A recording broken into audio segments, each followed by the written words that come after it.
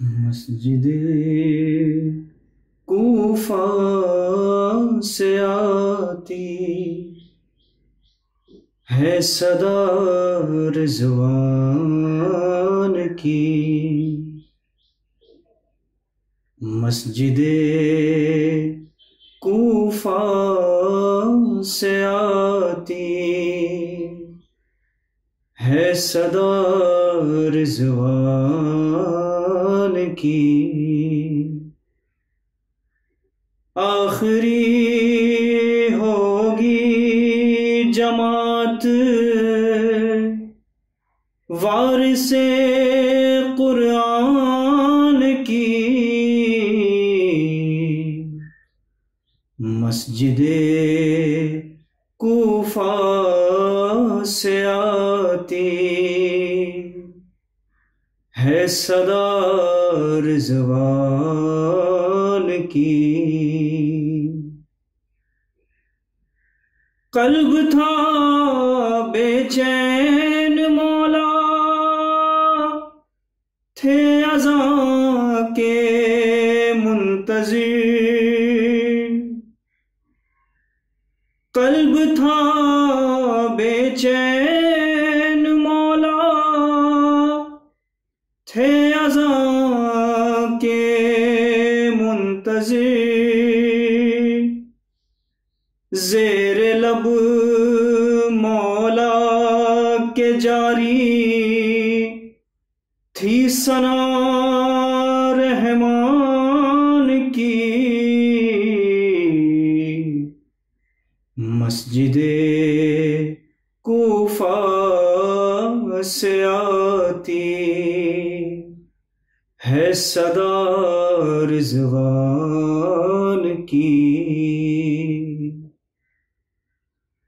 ہو گیا آغاز کربل بچھ گیا فرش عزاں، ہو گیا آغاز کربل بچھ گیا فرش عزاں،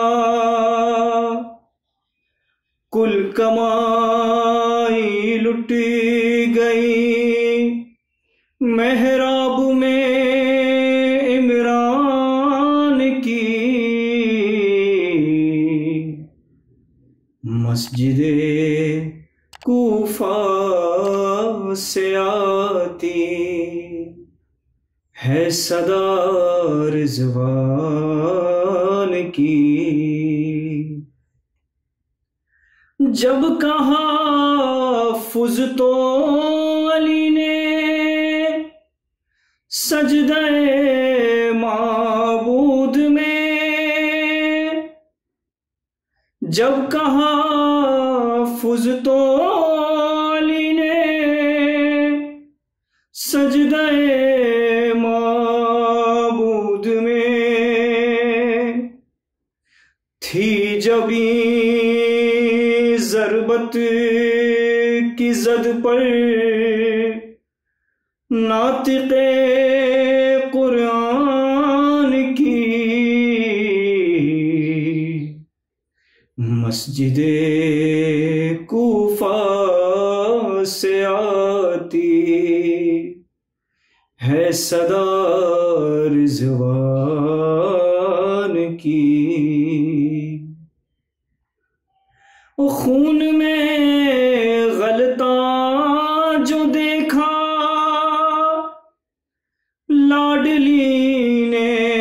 باپ کو، خون میں غلطہ جو دیکھا لاڈلی نے باپ کو، آ گئی زینب کی آنکھوں میں جھلک زندان کی، مسجد کوفہ سے آتی ہے صدا رضوان کی، زہر کا غلبہ علی پر اس قدر آسی ہوا، زہر کا غلبہ علی پر اس قدر آسی ہوا، کل ایمان سو گیا آغوش میں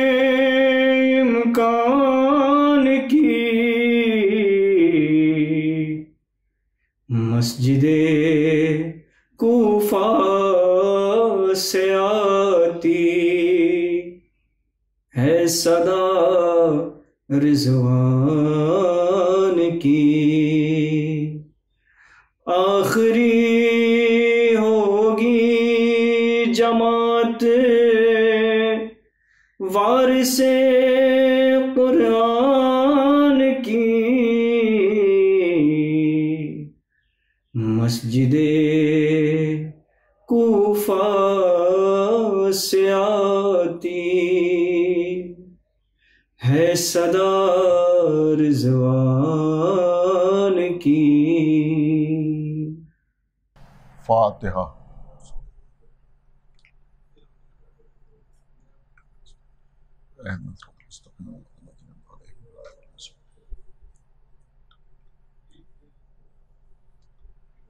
اعوذ باللہ من الشیطان اللعین الرجیم، بسم اللہ الرحمن الرحیم، الحمد للہ الذی ہدانا لہذا وما كنا لنهتدي لولا ان هدانا الله لقد جاءت رسل ربنا بالحق الصلاة والسلام على صاحب الدين والإسلام والحل والحرام والركن والمقام والصلاة والصيام والسجود والقيام والشريعة والأحكام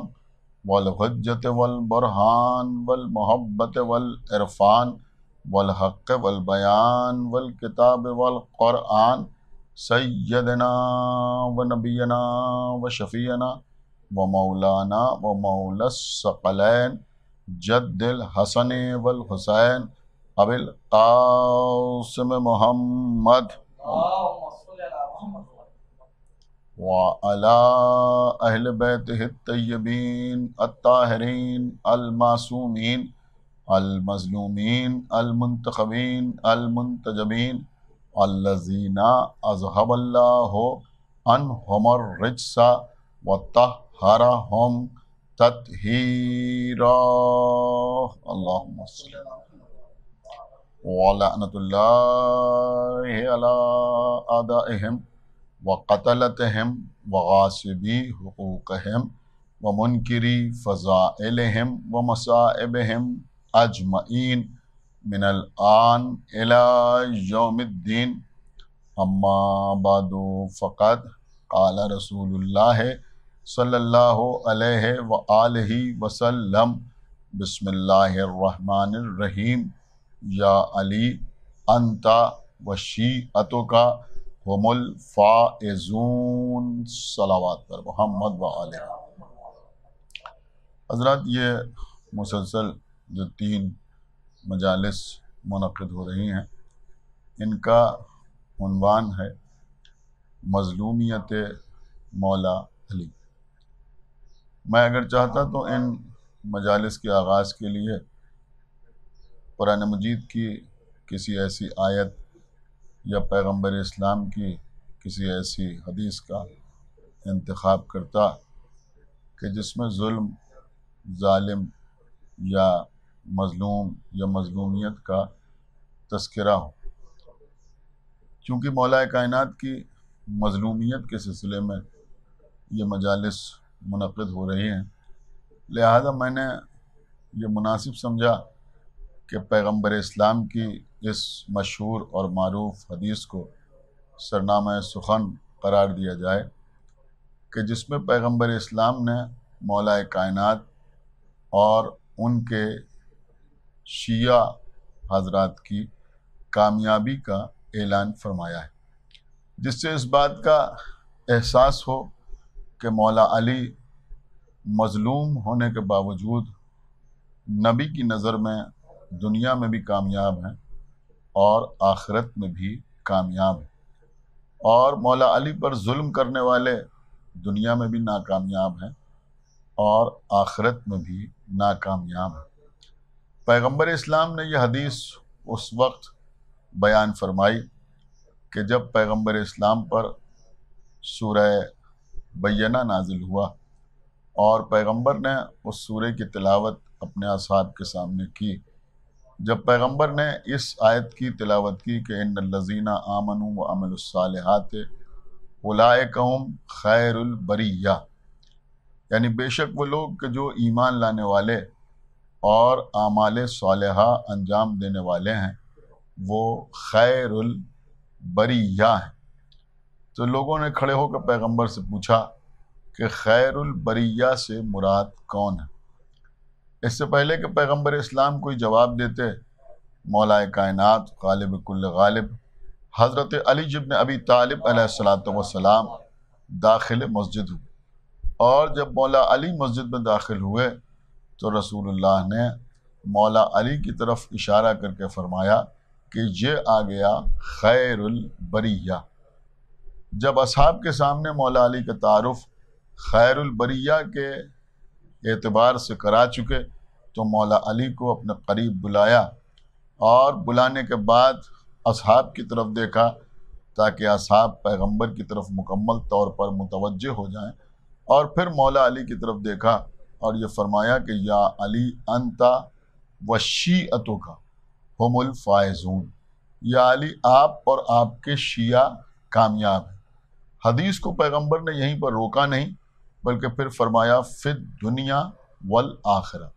دنیا میں بھی کامیاب ہیں اور آخرت میں بھی کامیاب ہیں۔ آپ عزیزوں غور فرمائیں کہ ہم مولا علی کے شیعہ کہلاتے ہیں، الحمدللہ کہ ہم مولا علی کے شیعہ کہلاتے ہیں، اور شیعہ ہونا فخر کی بات ہے، شرم کی بات نہیں ہے۔ اگر غور کیا جائے تو پیغمبر اسلام کی زبان اقدس پر سوائے ہمارے کسی اور فرقے کا نام کبھی آیا ہی نہیں۔ پیغمبر اسلام نے اپنے کسی صحابی کے لیے یہ نہیں فرمایا کہ یہ بھی کامیاب ہے اور اس کی بات پر عمل کرنے والا بھی کامیاب ہے، لیکن مولا علی کے سلسلے میں ارشاد فرمایا کہ علی بھی کامیاب ہے اور علی کے شیعہ بھی کامیاب ہیں۔ دیکھیں، ایک بات کا اندازہ تو یہ ہوا کہ علی اور شیعہ ایک ایسا زبردست رشتہ ہے، اس وقت تک کوئی شیعہ نہیں ہو سکتا جب تک اس کے دل میں مولا کائنات کی محبت اور مولا متقیان کی ولایت موجود نہ ہو، یعنی ولایت علی ابن ابی طالب علیہ السلام یہی ایک شیعہ کی پہچان ہے۔ دیکھیں، مولا علی کی مظلومیت میں مولا علی کی کامیابی ہے۔ اس بات کو ثابت کرنے کے لیے میں آپ کے سامنے صرف ایک بات یہ عرض کرنا چاہوں گا کہ پیغمبر فرما رہے ہیں کہ علی اور ان کے شیعہ کامیاب ہیں، دنیا میں بھی کامیاب ہیں اور آخرت میں بھی کامیاب ہیں۔ آپ کبھی اس نقطے پر غور کریں، اس بات کے اوپر غور کریں کہ مولا علی کے شیعہ آخرت میں کامیاب ہیں، اس کو سمجھنا بالکل مشکل نہیں ہے، اس لیے کہ روز قیامت جہاں میزان پر علی ہوں گے، جہاں حساب و کتاب کے وقت علی ہوں گے، جہاں پل صراط پر مولا علی ہوں گے، جہاں ساقی کوثر مولا علی ہوں گے، وہاں علی کے شیعہ کامیاب نہ ہوں گے تو پھر کون کامیاب ہوگا؟ تو آخرت میں مولا علی کے شیعہ کامیاب ہیں، یہ بات سمجھنا بالکل مشکل نہیں ہے۔ اس سلسلے میں ہمارے ائمہ کی تمام حدیثیں ہمارے سامنے ہیں، لیکن پیغمبر اسلام فرما رہے ہیں کہ علی اور علی کے شیعہ دنیا میں بھی کامیاب ہیں اور آخرت میں بھی کامیاب ہیں۔ آپ کبھی اس نقطے پر غور کریں کہ صرف مولا علی ہی مظلوم نہیں ہے بلکہ مولا علی کے شیعہ بھی مظلوم تھے، مظلوم ہیں، اور میں سمجھتا ہوں قیامت تک مظلوم رہیں گے۔ رسول اللہ کی آنکھ بند ہونے کے بعد جس طرح سے شیعوں کے اوپر مظالم کا سلسلہ جاری ہوا، جو جناب مالک بن نویرہ سے چلا اور آج تک جاری و ساری ہے۔ آپ ذرا غور کریں کہ جناب مالک بن نویرہ کو قتل کیا گیا، اس کے بعد شیعہ ہونے کی وجہ سے مولا کائنات کے ہر چاہنے والے پر ظلم و ستم کا سلسلہ جاری و ساری رہا۔ شروع میں یعنی خلفائے ثلاثہ کے زمانے میں خوب اہل بیت اطہار کے چاہنے والوں پر اور مولا علی کے شیعوں پر کسی نہ کسی بہانے سے ظلم و ستم ہوتے رہے۔ کبھی یہ کہا گیا کہ یہ زکوٰۃ نہیں دے رہے ہیں، کبھی یہ کہا گیا کہ حکومت کے خلاف یہ بغاوت کر رہے ہیں، کبھی یہ کہا گیا کہ یہ خلیفہ وقت کو پریشان کر رہے ہیں، کبھی یہ کہا گیا کہ یہ چن کر ان آیتوں کی تلاوت کرتے ہیں کہ جن سے خلیفہ وقت کے اوپر طنز ہوتا ہے۔ اس قسم کے الزامات لگا کر شیعوں پر مختلف قسم کے مظالم ڈھائے جاتے رہے۔ کبھی قتل کیا گیا، کبھی شہر بدر کیا گیا، کبھی ان کا وظیفہ روکا گیا، اس طرح کے مظالم ڈھائے جاتے رہے۔ لیکن بنی امیہ اور بنی عباس کے زمانے میں کھل کر یہ کہہ کر کہ یہ علی کا شیعہ ہے،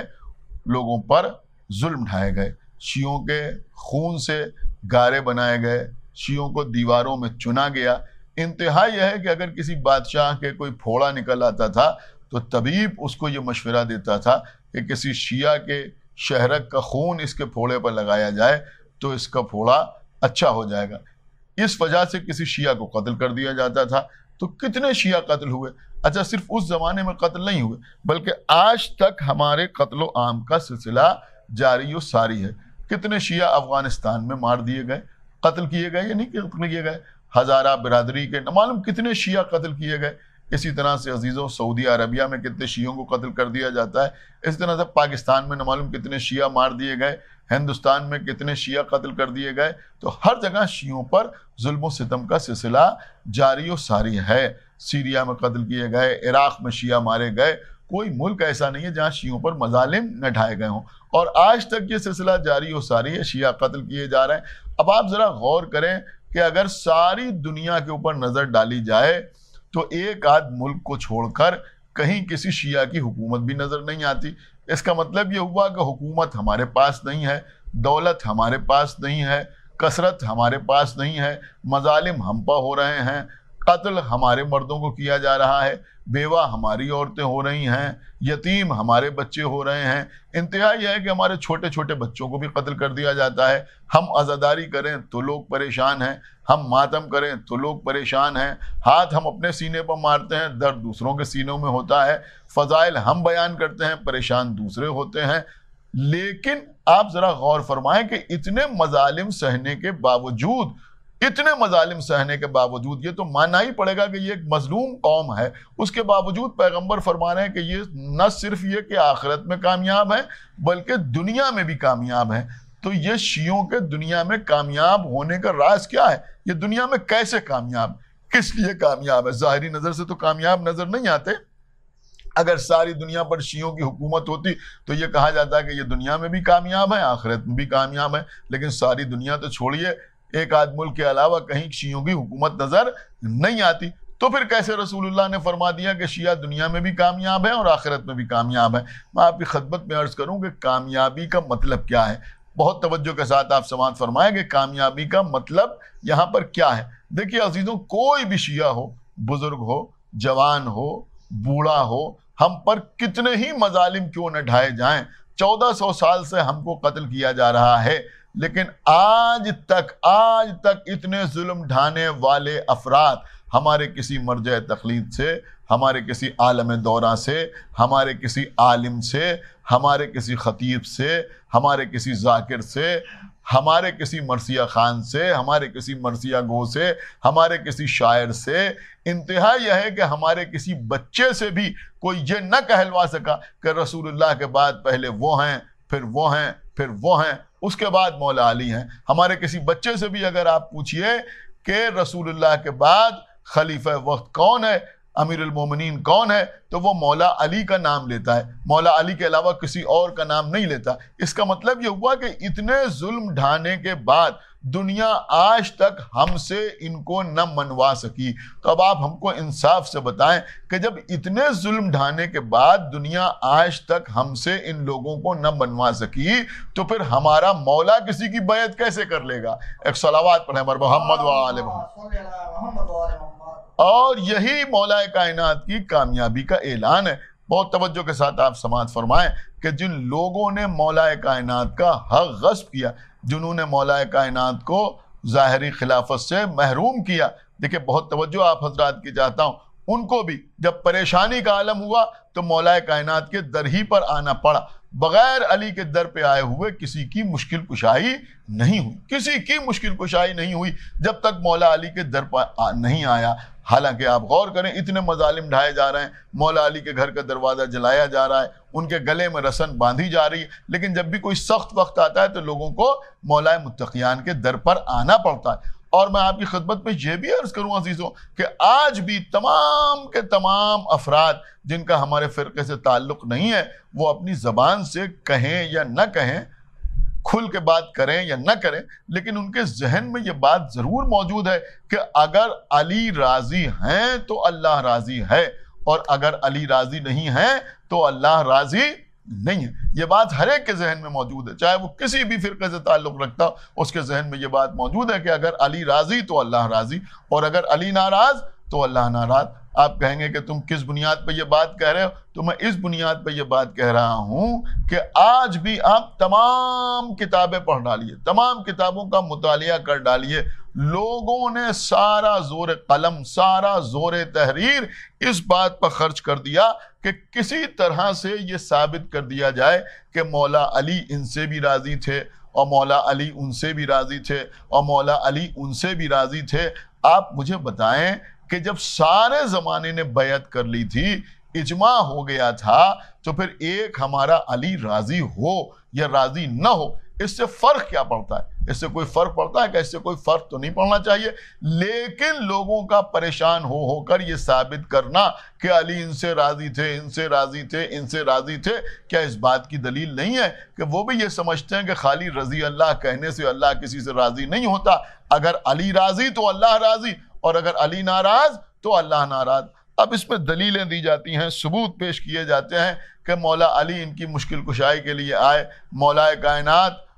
مسئلوں کو حل کرنے کے لیے آئے، مولا کائنات مقدموں کا فیصلہ کرنے کے لیے آئے۔ بے شک مولا علی مقدموں کا فیصلہ کرنے کے لیے آئے، مسئلوں کو حل کرنے کے لیے آئے، مشکل کشائی کرنے کے لیے آئے، لیکن مولا علی کا کسی کی مشکل کشائی کر دینا علی کے اس سے راضی ہونے کی دلیل، یہ ثبوت نہیں ہے۔ اس لیے کہ میں آپ کی خدمت میں عرض کروں گا کہ اگر میں کسی سے یہ پوچھوں کہ بھائی یہ آدم تک رزق کس نے پہنچایا، یہ آدم کو خلق کس نے کیا، یہ آدم کے جینے کا سامان کس نے فراہم کیا، تو جواب ملے گا کہ اللہ نے۔ اور اگر یہ پوچھا جائے کہ ابلیس جو زندہ ہے تو اسے زندہ کون رکھے ہوئے ہے، تو اس کا جواب بھی یہی ہوگا کہ اللہ۔ اگر پوچھا جائے کہ موسیٰ تک رزق کس نے پہنچایا تو جواب ہوگا کہ اللہ۔ اگر میں پوچھوں کہ فرعون تک رزق کس نے پہنچایا تو اس کا جواب بھی ہوگا کہ اللہ۔ اگر پوچھا جائے کہ ابراہیم تک رزق کس نے پہنچایا، کہا اللہ نے۔ نمرود تک رزق کس نے پہنچایا، کہا اللہ نے۔ اب آپ مجھے بتائیں کہ فرعون تک، نمرود تک، شداد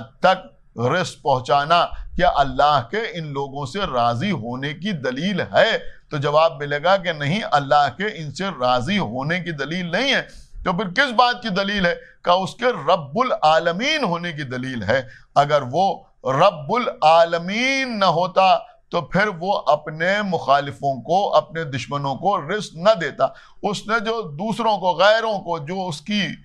رزاقیت کا بھی اقرار نہیں کر رہے ہیں، اس کی الوہیت کا بھی انکار کر رہے ہیں، ان کو بھی رزق دے کے بتایا کہ وہ فقط مومنین کا رب نہیں ہے، فقط مسلمین کا رب نہیں ہے، بلکہ وہ عالمین کا رب ہے۔ تو جس طرح سے وہ عالمین کا رب ہے تو سب تک رزق پہنچاتا ہے، اسی طرح سے مولا کائنات کائنات کے مشکل کشا ہیں۔ اب جب کائنات کے مشکل کشا ہیں تو اپنوں کی مشکل بھی حل کرتے ہیں اور غیروں کی مشکل بھی حل کرتے ہیں۔ آپ ذرا غور فرمائیں کہ یہ صرف مولا متقیان ہیں کہ جنہوں نے ان لوگوں کی مشکلوں کو حل کیا کہ جنہوں نے مولا علی علیہ الصلوۃ والسلام کے دروازے کو جلایا، جنہوں نے علی کے گلے میں رسن باندھی، جنہوں نے مولا کائنات پہ تمام مظالم ڈھائے، لیکن مولا علی نے ان کی بھی مشکل کشائی کی۔ اب ظاہر سی بات ہے کہ جو اپنے دشمنوں کی مشکل کشائی کرتا ہے، کیا وہ اپنے چاہنے والوں کی مشکل کشائی نہ کرے گا؟ کیا وہ اپنے چاہنے والوں کی مشکل میں کام نہ آئے گا؟ آپ ذرا غور فرمائیں کیسے کیسے ستم ڈھائے گئے۔ لیکن یہاں پر ایک غلط بات جو کہی جاتی ہے وہ میں آپ کی خدمت میں عرض کروں،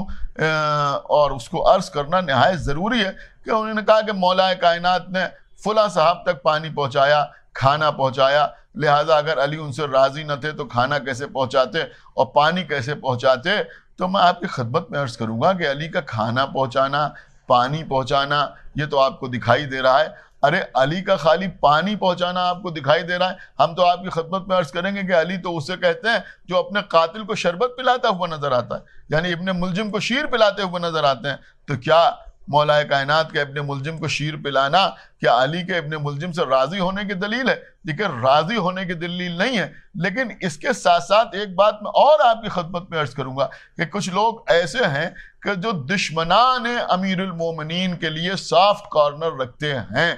اور اگر ان سے کہا جائے تو وہ یہ کہتے ہیں کہ صاحب جب علی نے ابن ملجم کو پانی پلا دیا تو اگر ہم دشمنان علی کی خیر خواہی چاہتے ہیں تو ہم کیا غلط کرتے ہیں؟ دیکھیں سمجھنے کی بات ہے، بہت توجہ آپ حضرات کی چاہتا ہوں کہ مولا علی کے اپنے دشمن کو پانی پلانے سے، یا مولا علی جو اپنے دشمن کو پانی پلا رہے ہیں، اس سے سبق یہ حاصل کرنا چاہیے کہ ہم اپنے دشمنوں کے ساتھ حسن سلوک کریں، نہ یہ کہ ان کے دشمنوں کے ساتھ حسن سلوک کریں۔ اس لیے کہ مولا علی کے دشمنوں کے ساتھ ہمارا رویہ کیسا ہونا چاہیے، اس کے لیے ہمیں مولا علی کو سیرت نہیں دیکھنا ہے، بلکہ اس کے لیے ہم کو جناب سلمان کا رویہ دیکھنا ہے، جناب ابوذر کا رویہ دیکھنا ہے، جناب مقداد کا رویہ دیکھنا ہے، جناب مالک اشتر کا رویہ دیکھنا ہے۔ ایک صلوات پڑھیں بر محمد وآل محمد۔ بس عزیزوں، میں نے بات کو تمام کیا۔ وہ سارے مظالم انشاءاللہ بعد کی 2 مجالس پہ میں آپ کی خدمت میں عرض کروں گا، اپنی جگہ پہ ہیں، لیکن میں سمجھتا ہوں کہ اس سے بڑا ظلم مولا کائنات پہ کیا ہوگا کہ وہ علی کہ جن کی تلوار کے ذریعے سے بدر فتح ہوئی، وہ علی کے جن کی تلوار کے ذریعے سے احد فتح ہوئی، وہ علی کے جن کی تلوار کے ذریعے سے خندق فتح ہوئی، وہ علی کے جو خیبر کے فاتح ہیں، وہ علی جو حنین کے فاتح ہیں، وہ علی جو ہر قدم پر پیغمبر اسلام کے ساتھ رہے۔ بہت توجہ آپ حضرات کی جاتا ہوں، ہر قدم پر پیغمبر اسلام کے ساتھ رہے، وہ علی، ان کو خلافت سے محروم کر دیا گیا، اور لوگوں نے اجماع کر کے کسی اور کو رسول اللہ کے منبر پر بٹھا دیا۔ میں سمجھتا ہوں کہ سب سے بڑا ظلم جو مولا کائنات پر کیا گیا وہ تو یہی تھا۔ اور آج لوگ کہتے ہیں کہ صاحب اس مسئلے کو بیان نہ کیا جائے، کیوں بیان نہ کیا جائے؟ کہ اس لیے کہ جب مولا علی خاموش رہے تو ہم بھی خاموش رہیں۔ ایک تو میری آج تک یہ بات سمجھ میں نہیں آئی، جو لوگ کہتے ہیں صاحب مولا علی خاموش رہے۔ ارے بھیا مولا علی کہاں خاموش رہے؟ علی اپنے حق کے لیے بولے یا نہیں بولے؟ اب تم کو پڑھنے کی توفیق نہیں ہوتی تو اسے کیا کیا جائے؟ آپ کتاب کھول کے نہیں دیکھتے تو اسے کیا کیا جائے؟ ارے بھائی پوری دعائے صنمی قریش موجود ہے یا نہیں موجود؟ آپ وظائف الابرار کھول کے دیکھیے، پوری دعائے صنمی قریش ہے یا نہیں ہے؟ کہ بے شک پوری دعائے صنمی قریش موجود ہے۔ دعائے صنمی قریش میں کیا ہے کہ مولا کائنات نے اپنا حق غصب کرنے والوں پر، اپنے اوپر ظلم کرنے والوں پر لعنت فرمائی ہے۔ اب ہو سکتا ہے کوئی کہے کہ بھئی یہ دعا ہے اور دعا خاموشی سے پڑھی جاتی ہے، لہذا آپ بھی اگر علی کے دشمنوں پر لعنت کریں تو چپ کے لعنت کریں، خاموشی سے لعنت کریں۔ لیکن میں عرض کروں گا کہ دعا خاموشی سے پڑھی جاتی ہے، لیکن خطبہ خاموشی سے نہیں دیا جاتا، اور خطبہ اکیلے بیٹھ کے بھی نہیں دیا جاتا۔ خطبہ اسی وقت دیا جاتا ہے جب سننے والے موجود ہوں۔ آپ جمعے کی نماز کے شرائط پڑھیں تو آپ کو اس بات کا احساس ہوگا کہ خطبہ اکیلے نہیں دیا جاتا، اس کے لیے سامعین کی ضرورت ہوتی ہے۔ نہج البلاغہ میں پورا خطبہ شخشقیہ موجود ہے، جس میں مولا کائنات نے اپنی مظلومیت بیان کی ہے اور اپنے اوپر ہونے والے ظلم کو بیان کیا ہے۔ تو مولا علی بولے یا نہیں بولے؟ تو عزیزوں اس سے ظاہر ہوتا ہے کہ مولا کائنات نے اپنے حق کے سلسلے میں احتجاج فرمایا۔ ایسا نہیں ہے کہ مولا علی نے اپنے حق کے سلسلے میں احتجاج نہیں فرمایا، نہیں، مولا علی نے اپنے حق کے سلسلے میں بھرپور طریقے سے احتجاج فرمایا، بھرپور طریقے سے احتجاج فرمایا مولا کائنات نے اپنے حق کے سلسلے میں۔ بس میں نے بات کو تمام کیا۔ آپ ذرا غور کریں کہ رسول اللہ نے فرمایا تھا کہ یا علی آپ بھی کامیاب ہیں اور آپ کے شیعہ بھی کامیاب ہیں۔ بس میں بات کو تمام کر رہا ہوں عزیزوں۔ کائنات میں ایک واحد ذات ہے مولا متقیان، غالب کل غالب، حضرت علی ابن ابی طالب علیہ الصلوۃ والسلام کی آپ ذرا غور فرمائیں کہ جن کے سر پر ضربت لگتی ہے، اور جب علی کے سر پر ضربت لگتی ہے تو مولا علی فرماتے ہیں فزت برب الکعبہ، رب کعبہ کی قسم میں کامیاب ہوں۔ علی بتا رہے ہیں کہ میری مظلومیت میں میری کامیابی ہے، ظلم کرنے والے ناکامیاب ہیں، میں مظلوم ہو کے بھی کامیاب ہوں۔ بس عزیزوں، میں نے مجلس کو تمام کیا، یہ شب ضربت کی مجلس ہے۔ ہاں عزیزوں، یہ رات بھی بڑی قیامت کی رات ہے۔ 18ویں رمضان کا دن گزرنے کے بعد 19ویں رمضان کی رات، ہاں عزیزوں، یہ وہ قیامت کی رات تھی، وہ قیامت کی رات تھی جو ہمارے مولا نے بڑی بے قراری کے عالم میں گزاری، بڑی بے چینی کے عالم میں گزاری۔ آپ ذرا غور فرمائیں، جناب ام کلثوم نے مولا کائنات کے لیے افطار کا اہتمام کیا۔ مولا علی کے سامنے جو کی روٹی، ایک پیالہ شیر اور تھوڑا سا نمک لا کے رکھا۔ ایک مرتبہ بیٹی کی طرف دیکھا، کہا بیٹی ایک وقت میں 2 نعمتوں سے لطف اندوز ہونا علی کو زیب نہیں دیتا، لہذا اس میں سے ایک شے کو ہٹا دیا جائے۔ ہاں عزیزوں، جناب ام کلثوم نے چاہا، اس لیے چاہا کہ جناب ام کلثوم نے بیٹی ہونے کی وجہ سے یہ چاہا کہ نمک کو ہٹا لیں اور بابا شیر سے افطار کر لیں۔ کہا نہیں بیٹی، یہ شیر ہٹا لو۔ مولا علی نے جو کی روٹی اور نمک سے افطار فرمایا، اور اس کے بعد اپنے حجرے میں عبادت کے لیے تشریف لے گئے۔ مولا علی حجرے میں عبادت فرما رہے ہیں، ہاں عزیزوں، لیکن خالی عبادت نہیں کر رہے ہیں، بلکہ بار بار حجرے سے باہر آتے ہیں، آسمان کی طرف دیکھتے ہیں، ستاروں کو دیکھتے ہیں، اور اس کے بعد کہتے ہیں کہ ابھی کتنا وقت باقی ہے۔ پھر حجرے میں جاتے ہیں، پھر باہر آتے ہیں،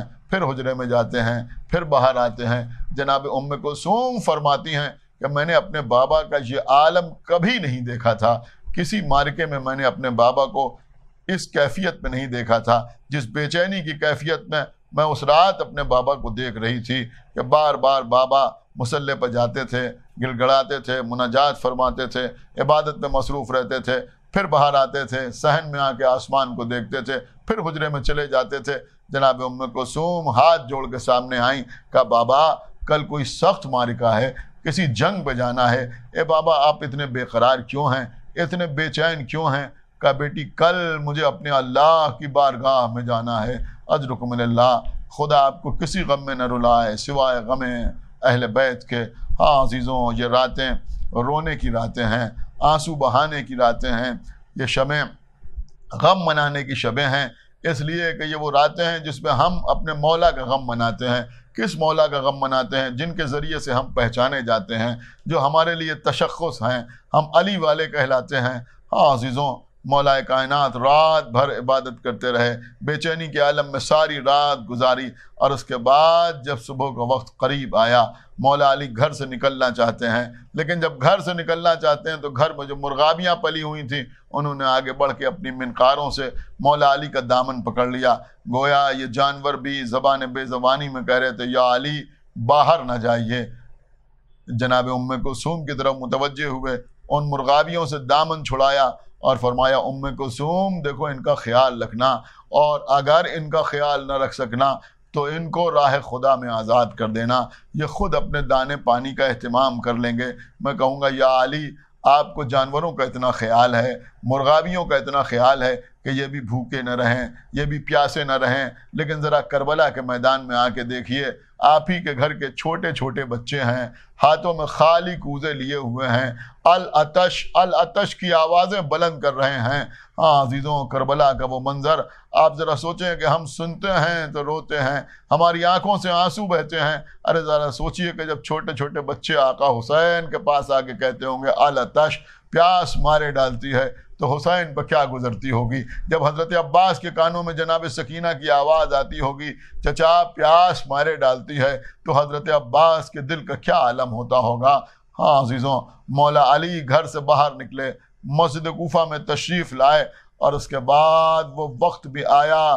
کہ جب جناب ام کلثوم کے کانوں میں آواز آئی کہ کوئی مسجد سے آواز دے رہا ہے کہ قد قتل امیر المومنین، یعنی امیر المومنین قتل کر ڈالے گئے، لتہدمت واللہ ارکان الہدا، ارکان ہدایت منہدم ہو گئے، امیر المومنین کو قتل کر دیا گیا۔ بس مجلس تمام ہو رہی ہے عزیزوں، وہ قیامت کی صبح تھی کہ جب مولا علی سجدے سے سر اٹھا رہے تھے، ابن ملجم ضربت لگا رہا تھا۔ انشاءاللہ بعد کی مجالس میں آپ کے سامنے تفصیل سے مصائب اب عرض کروں گا، امام حسن اور امام حسین اپنے بابا کو ایک گلیم میں لے کے چلے، لیکن جب گھر قریب آیا تو آواز دی بیٹا حسن میرے قریب آؤ۔ امام حسن قریب آئے، کہا بیٹا میرے دوستوں کو واپس کر دو، اس لیے کہ میں نہیں چاہتا کہ زینب و ام کلثوم کے رونے کی آواز نامحرموں کے کانوں میں جائے۔ میں کہوں گا یا علی آج آپ کو بڑا خیال ہے، لیکن ذرا سن 61 ہجری کے کوفے میں آ جائیے، یہی زینب و ام کلثوم ہیں، بے کجاوا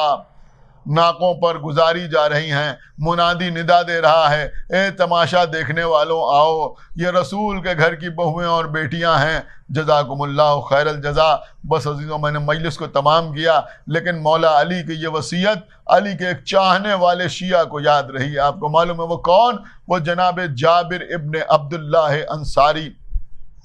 1 سال تک امام حسین کے حرم قید خانے کی مصیبتیں اٹھاتے رہے۔ کیا مظلومیت کا عالم ہے، 1 سال قید خانہ، وہ قید خانہ جہاں نہ ٹھیک سے کھانا آتا تھا نہ ٹھیک سے پانی آتا تھا۔ عزیزوں 1 سال کے بعد جب حرم کو رہا کیا گیا اور یہ قافلہ چلا تو جناب زینب نے فرمایا کہ ہم پہلے کربلا جائیں گے۔ عزیزوں قافلہ کربلا کی سرزمین پہ آیا۔ کربلا میں امام حسین کی قبر مطہر پر رسول اللہ کے بزرگ صحابی مولا کائنات کے چاہنے والے جناب جابر ابن عبداللہ انصاری بیٹھے ہوئے ہیں، غلام پاس پہ بیٹھا ہوا ہے۔ جناب جابر اپنے غلام سے کہتے ہیں کیا قیامت آ گئی؟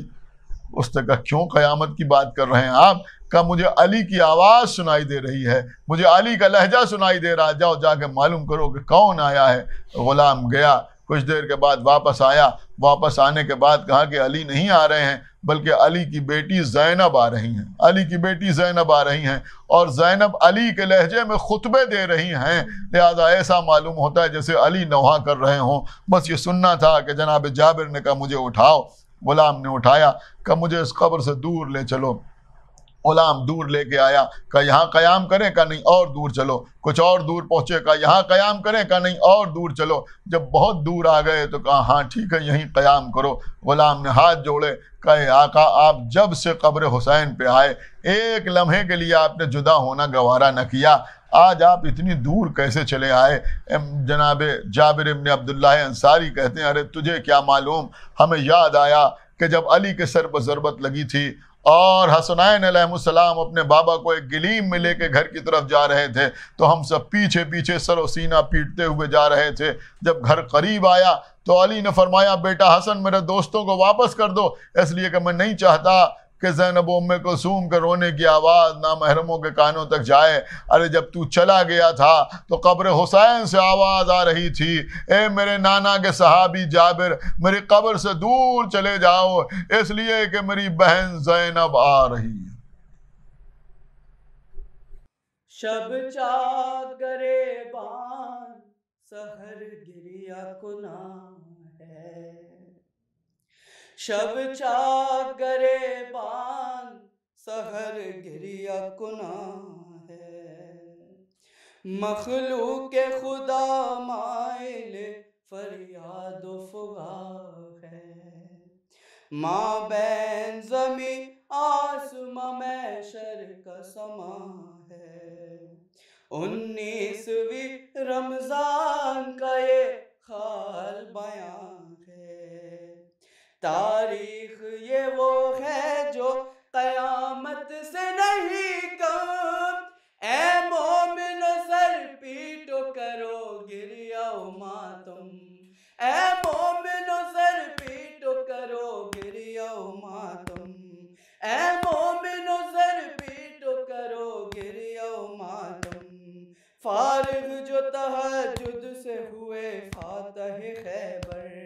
اور صحن میں آئے جو ہی حجرے سے نکل کر، بس قصد کیا ہی تابی جان کا باہر، کھوتا کے ادا فجر کا وہ فرض مقرر، مرغابیوں نے گھیر لیا حق کے ولی کو، دروازے سے جانے نہیں دیتی تھی علی کو، دروازے سے جانے نہیں دیتی تھی علی کو، گویا ہوئے مرغابیوں سے حیدر کرار، اس انس کی دے تم کو جزا خالق غفار، نالے نہ کرو صبر کرو اے میری غمخوار، جو وقت معین ہے وہ ڈھلتا نہیں زنہار، دامن کو میرے چھوڑ دو یوں اشک نہ برساؤ، مسجد میں مجھے جانے دو دروازے سے ہٹ جاؤ، مسجد میں مجھے جانے دو دروازے سے ہٹ جاؤ، پہنچے جو ہی مسجد میں علی دیکھا یہ منظر، اوندھا پڑا سوتا ہے لئی ایک زمیں پر، اوندھا پڑا سوتا ہے لئی ایک زمیں پر، جب اس کے قریب پہنچے تو گویا ہوئے حیدر، اٹھ پیروے ابلیس شقی اور ستمگر، معلوم ہے سب کس لیے تو آیا ہے کوفہ، کس کام کا کرنے کا یہاں پر ہے ارادہ، کس کام کے کرنے کا یہاں پر ہے ارادہ، یہ کہہ کے عزا دینے لگے خلق کے مولا، یہ کہہ کے عزا دینے لگے خلق کے مولا، محراب عبادت میں ہوئے زیب مصلی، مصروف ہوئے طاعت میں اپنے شہ والا، تھی فجر کی پہلی ہی رکعت پہلا وہ سجدہ، تلوار رقب سے ابن ملجم نے لگائی، دو پارہ کیا سر کو جبھی تک چلی آئی، دو پارہ کیا سر کو جبھی تک اتر آئی، سر پیٹ کے کہتے تھے نمازی کے جلاد، کیا کر دیا یہ خانہ حق میں ستم ایجاد، کہ حق کے ولی پر یہ بلا کس لیے بیداد، فریاد ہے فریاد ہے فریاد ہے فریاد، اس شور و فغا کو سنا حسنین نے جس دم، مسجد کو چلے گھر سے وہ کرتے ہوئے ماتم، مسجد کو چلے گھر سے وہ کرتے ہوئے ماتم، حسنین نے آلودہ بخوں باپ کو پایا، وہ پہن کیے جس سے کہ منہ کو جگر آیا، حسنین نے آلودہ بخوں باپ کو پایا، وہ پہن کیے جس سے کہ منہ کو جگر آیا، پھر ایک چٹائی پر غرض ان کو لٹایا، غم خواروں نے زخمی شہ صفدر کو اٹھایا، گھر لائے مبادا کہیں حالت نہ بگڑ جائے، سر کھولے ہوئے ثانی زہرا نہ نکل آئے، سر کھولے ہوئے ثانی زہرا نہ نکل آئے، داخل ہوئے جب گھر میں پسر باپ کو لے کر، مانا لو شیون سے بپا ہو گیا محشر، تھامے ہوئے تھی بیٹی کوئی پاؤں کوئی سر، آہستہ سے حجرے میں لٹایا انہیں جا کر، تھا ورد زبا والیو آہو بکا میں، آواز یہی گونجتی تھی ارض و سما میں، آواز یہی گونجتی تھی ارض و سما میں۔